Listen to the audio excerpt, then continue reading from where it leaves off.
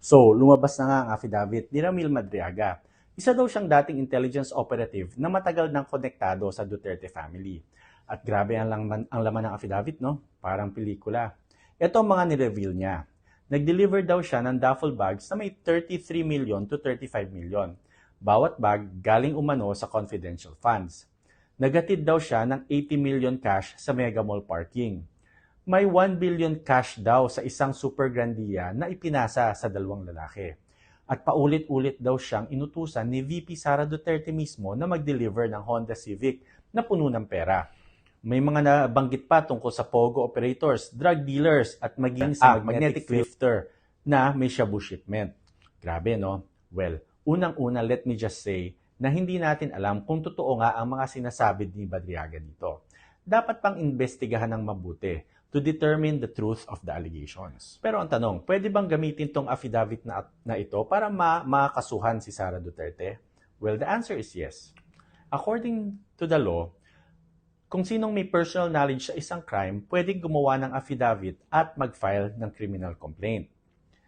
At itong affidavit ni Madriaga contains specific overt acts, eksaktong mga kilos na bumubuo sa plunder, graft, malversation, at even money laundering. In short, the affidavit is enough to trigger a criminal complaint. The affidavit is more than enough to trigger an ombudsman investigation. And this affidavit is more than enough to establish probable cause. Pero syempre, kung hindi totoo ang sinasabi niya dyan sa affidavit, pwede siyang makasuhan ng perjury. Look out na niya yon. Remember, para maisampa ang kaso sa court, all that is needed is probable cause.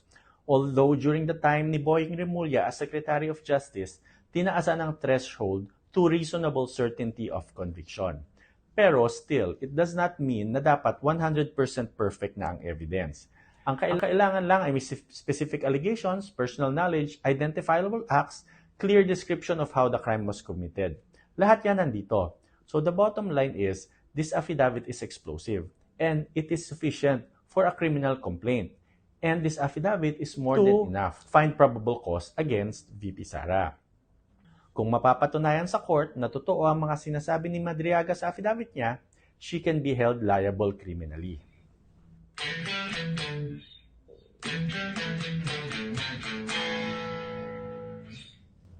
Follow my band, Hey Moonshine, sa Facebook at sa Spotify.